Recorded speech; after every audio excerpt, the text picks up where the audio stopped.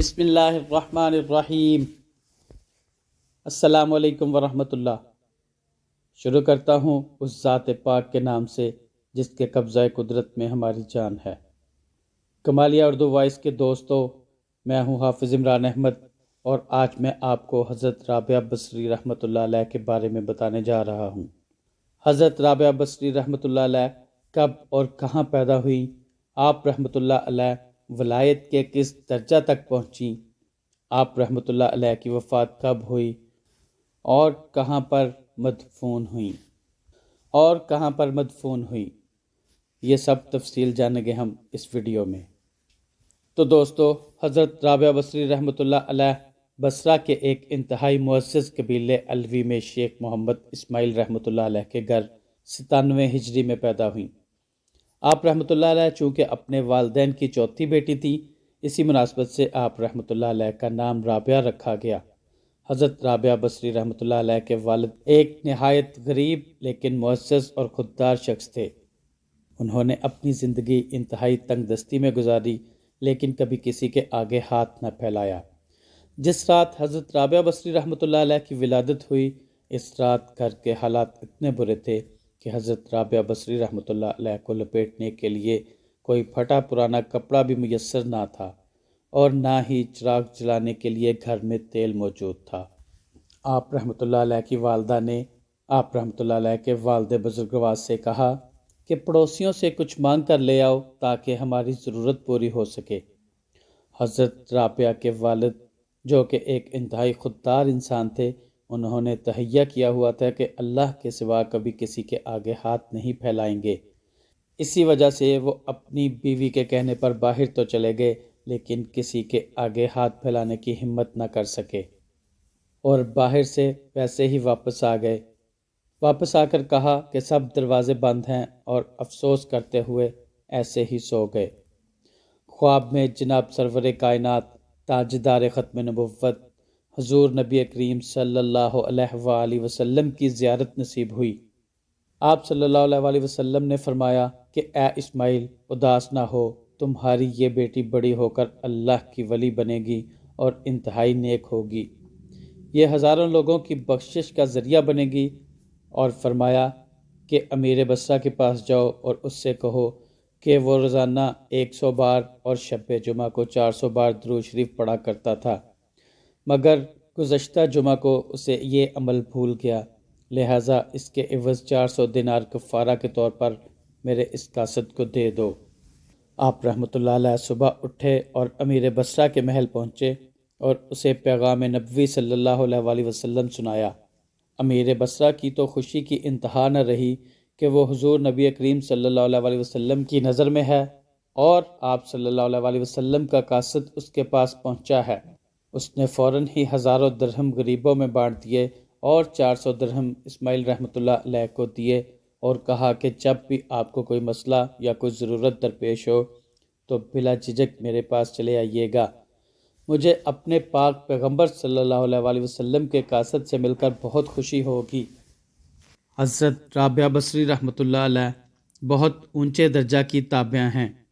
تابعی اسے کہتے ہیں جس نے حضور نبی کریم صلی اللہ علیہ وآلہ وسلم کے کسی صحابی کو ایمان کی حالت میں دیکھا ہو اور اسی حالت میں یعنی ایمان کی حالت میں اس کا انتقال ہوا ہو۔ امام طبرانی رحمۃ اللہ علیہ فرماتے ہیں کہ صحابی رضی اللہ تعالیٰ عنہ اور تابعی رحمۃ اللہ علیہ دونوں کے بارے میں حضور سرور کائنات تاجدار ختم نبوت صلی اللہ علیہ وآلہ وسلم کا ارشاد پاک ہے کہ اس کے لیے خوشخبری ہے جس نے مجھے دیکھا اور مجھ پر ایمان لایا، اور اس کے لیے بھی خوشخبری ہے جس نے اسے دیکھا جس نے مجھے دیکھا۔ حضرت رابعہ بصری رحمۃ اللہ علیہ ایک پردہ نشین مختومہ اور خلوص کا پیکر تھیں۔ حضرت رابعہ کا یہ مقام تھا کہ حضرت حسن بصری رحمۃ اللہ علیہ کی مجلس وعظ میں اگر حضرت رابعہ بصری رحمۃ اللہ علیہ نہیں ہوتی تھی تو حضرت حسن رحمۃ اللہ علیہ وعظ نہیں فرماتے تھے۔ جب حضرت رابعہ بصری رحمۃ اللہ علیہ 7 سال کی عمر کو پہنچی تو پہلے آپ کے والد اور پھر آپ کی والدہ کا سایہ آپ کے سر سے اٹھ گیا۔ پھر بصرہ میں زبردست قسم کا قحط ہوا جس کی وجہ سے بصرہ کے حالات بگڑ گئے۔ اسی قحط کے دوران ہی حضرت رابعہ بصری رحمۃ اللہ علیہ کی بہنیں ان سے بچھڑ گئیں۔ حضرت رابعہ بصری رحمۃ اللہ علیہ چونکہ چھوٹی تھیں، اس لیے ایک شخص نے انہیں اٹھا کر اپنی کنیز بنا لیا اور کچھ عرصہ کے بعد چند درہم کے عوض انہیں بیچ دیا۔ حضرت رابعہ بصری رحمۃ اللہ علیہ سارا دن اپنے نئے آقا کے گھر کا کام کرتی اور راتوں کو اپنے حقیقی آقا کے حضور سربسجود ہو جاتی۔ آپ رحمۃ اللہ علیہ ساری رات عبادت کرتی اور اپنے رب کی محبت میں گم رہتی۔ اسی طرح آپ بچپن سے جوانی کے حدود میں داخل ہوئیں۔ آپ رحمۃ اللہ علیہ جتنی پاک باز اور متقی تھیں، اتنی ہی زیادہ خوبصورت بھی تھیں۔ نور کا ایک حلقہ تھا جو آپ رحمۃ اللہ علیہ کے چہرہ مبارک کو منور کیے رکھتا تھا۔ ایک رات آپ رحمۃ اللہ علیہ عبادت الہی میں مشغول تھی کہ آپ کے آقا کی آنکھ کھل گئی۔ اس نے کچھ دھیمی دھیمی آوازیں سنی تو ان آوازوں کی سمت چل پڑا۔ اس نے دیکھا کہ حضرت رابعہ بصری رحمۃ اللہ علیہ اپنے رب سے باتیں کر رہی تھیں۔ یا اللہ پاک، جب سب لوگ اپنے دروازے بند کر لیتے ہیں اور اپنے پیاروں سے راز و نیاز کی باتیں کرتے ہیں تو میں آپ کے حضور پیش ہو جاتی ہوں۔ اے اللہ پاک، میں تو چاہتی ہوں کہ دن رات آپ کی عبادت میں مشغول رہوں، لیکن میں اس گھر میں کنیز بنا دی گئی ہوں۔ دن میں مجھے اس گھر کے سارے کام کرنے ہوتے ہیں۔ میں جیسے ہی ان کاموں سے فارغ ہوتی ہوں تو آپ کے حضور حاضر ہو جاتی ہوں۔ اے اللہ پاک، تو دلوں کے حال بہتر جانتا ہے، تیری رضا کے سوا مجھے کچھ اور نہیں چاہیے۔ جب حضرت رابعہ بصری رحمۃ اللہ علیہ کے یہ الفاظ ان کے مالک نے سنے تو اس کا دل کانپ گیا۔ اس نے حضرت رابعہ بصری رحمۃ اللہ علیہ سے کہا کہ آپ اللہ تعالیٰ کی ایک نیک اور برگزیدہ ہستی ہیں۔ میں آپ سے اپنی اور خدمت نہیں کروا سکتا، میں آپ کو آزاد کرتا ہوں اور میری خواہش ہے کہ آپ ہمارے ساتھ رہیں اور میں آپ کی خدمت کر سکوں، لیکن اگر آپ کہیں اور جانا چاہتی ہیں تو آپ میری طرف سے آزاد ہیں۔ حضرت رابعہ بصری رحمۃ اللہ علیہ نے آزادانہ زندگی بسر کرنی بہتر سمجھی۔ دوستو، اگر ہم اللہ والوں کی زندگی کے حالات پڑھیں تو ہمیں معلوم ہوگا کہ انہوں نے اللہ تعالیٰ کی محبت حاصل کرنے کے لیے طرح طرح کی تکلیفیں برداشت کی ہیں۔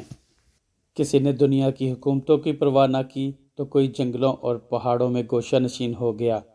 نیز حضرت رابعہ بصری رحمۃ اللہ علیہ کی زندگی بھی اس سے مستثنیٰ نہ تھی۔ آپ رات کو 1000 رکعت نوافل پڑھتی اور دن میں روزہ کی حالت میں ہوتی تھیں۔ غرض یہ کہ اپنا سارا وقت اللہ پاک کی عبادت میں گزارتی تھیں۔ انہیں عبادت الہی کے علاوہ کسی بات کی کوئی پرواہ نہیں تھی۔ حضرت رابعہ بصری رحمۃ اللہ علیہ نہ ہی جنت کے حصول کے لیے عبادت کرتی تھی اور نہ ہی جہنم کے خوف سے۔ آپ رحمۃ اللہ علیہ فرمایا کرتی تھی کہ اللہ کی عبادت خاص اللہ کے لیے کرنی چاہیے، کیونکہ وہی تو عبادت کے لائق ہے۔ حضرت رابعہ بصری رحمۃ اللہ علیہ کو دنیاوی چیزوں سے کوئی رغبت نہ تھی۔ آپ رحمۃ اللہ علیہ نے انتہائی سادہ زندگی گزاری۔ آپ رحمۃ اللہ علیہ کے کپڑے اکثر پیوند لگے لیکن صاف ستھرے ہوتے تھے۔ ایک مرتبہ حضرت رابعہ بصری رحمۃ اللہ علیہ کے پاس مہمان آئے۔ اس وقت آپ رحمۃ اللہ علیہ کے پاس صرف 2 روٹیاں موجود تھیں۔ اتفاقاً اسی وقت ایک سائل نے سوال کیا اور آپ نے دونوں روٹیاں اسے دے دیں۔ تھوڑی دیر کے بعد ایک گھر کی خادمہ نے 18 روٹیاں لا کر آپ کی خدمت میں نظر کیں، مگر آپ نے وہ روٹیاں یہ کہہ کر واپس کر دیں کہ شاید یہ روٹیاں میرے لیے نہیں بھیجی گئیں۔ خادمہ واپس چلی گئی۔ پھر تھوڑی دیر بعد وہ 20 روٹیاں لے کر آئی تو آپ رحمۃ اللہ علیہ نے وہ روٹیاں رکھ لیں۔ مہمان جو یہ سب کچھ دیکھ رہے تھے وہ بہت حیران ہوئے اور وجہ پوچھی کہ آپ رحمۃ اللہ علیہ نے پہلے روٹیاں کیوں واپس کر دی تھیں؟ آپ نے فرمایا کہ اللہ پاک کا فرمان ہے کہ ایک کے بدلے 10 دنیا میں دوں گا۔ مجھے اس فرمان پر بھروسہ تھا کہ میری 2 روٹیوں کے بدلے مجھے 20 ضرور ملیں گی۔ چونکہ میرے پاس صرف 2 روٹیاں تھیں اور وہ آپ لوگوں کے لیے ناکافی تھیں، اس لیے میں نے وہ 2 روٹیاں سائل کو دے دیں تاکہ ان کے بدلے میں 20 روٹیاں آ جائیں۔ ایک مرتبہ حضرت حسن بصری رحمۃ اللہ علیہ نے فرمایا کہ کسی سے نکاح کر لو تو آپ رحمۃ اللہ علیہ نے کہا کہ نکاح ایسے شخص کے لیے ضروری ہے جو کہ اپنی ہستی اور وجود رکھتا ہو، اور میری نہ تو کوئی ہستی ہے اور نہ ہی کوئی وجود۔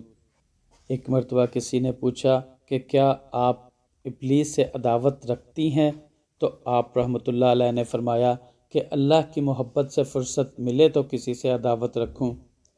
جب حضرت رابعہ بصری رحمۃ اللہ علیہ علیل ہوئیں تو حضرت سفیان اور حضرت عبد الواحد عامر حضرت رابعہ بصری رحمۃ اللہ علیہ کی عیادت کو گئے۔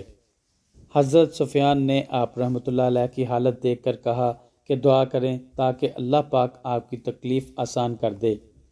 حضرت رابعہ بصری رحمۃ اللہ علیہ نے فرمایا کہ یہ تکلیف میرے محبوب کی طرف سے ہی تو بھیجی ہوئی ہے، میں کیسے اپنے محبوب کی بھیجی ہوئی تکلیف ختم کرنے کے لیے اپنے محبوب کو کہوں، میں تو اس کی رضا پہ راضی رہتی ہوں۔ جب آپ رحمۃ اللہ علیہ کی وفات کا وقت قریب آیا تو آپ نے تمام حاضرین کو کہا کہ میرے حجرے سے باہر نکل جاؤ اور اللہ کے بھیجے ہوئے فرشتوں کے لیے جگہ خالی کر دو۔ جب حاضرین نے محفل باہر چلے آئے تو انہیں ایک ندا سنائی دی، اے اطمینان والی روح، تو اپنے رب کی طرف لوٹ چل، اس طرح کہ تو اس سے راضی وہ تجھ سے خوش، بس میرے خاص بندوں میں داخل ہو جا اور میری جنت میں چلی جا۔ جب ان لوگوں نے اندر آ کر دیکھا تو حضرت رابعہ بصری رحمۃ اللہ علیہ کی روح ان کے جسم سے نکل کر خالق حقیقی کی طرف پرواز کر چکی تھی۔ حضرت رابعہ بصری رحمۃ اللہ علیہ نے طویل عمر پائی۔ آپ رحمۃ اللہ علیہ نے 185 ہجری میں بصرہ میں وفات پائی۔ آپ کا مزار بصرہ میں ہی ہے۔ مزار پاک ہر خاص و عام کی زیارت گاہ ہے۔ وفات کے بعد حضرت رابعہ بصری رحمۃ اللہ علیہ ایک اللہ والے کے خواب میں آئیں۔ اس نے پوچھا کہ منکر نکیر کا کیا معاملہ رہا؟ تو آپ رحمۃ اللہ علیہ نے فرمایا کہ جب فرشتوں نے مجھ سے پوچھا کہ تمہارا رب کون ہے اور تمہارا دین کیا ہے، تو انہوں نے فرمایا کہ تمہارے سوال کا جواب تو میں بعد میں دوں گی، پہلے تم میرے سوال کا جواب دو کہ تم کہاں سے آ رہے ہو؟ تو انہوں نے کہا آسمان سے۔ پوچھا آسمان و زمین میں کتنا فاصلہ ہے؟ فرشتوں نے کہا 500 برس کی مسافت ہے۔ فرمایا تم اللہ کو تو نہیں بھولے کیونکہ بہت دور سے آ رہے ہو؟ فرشتوں نے کہا کہ ہم تو اللہ تعالیٰ کو نہیں بھولے۔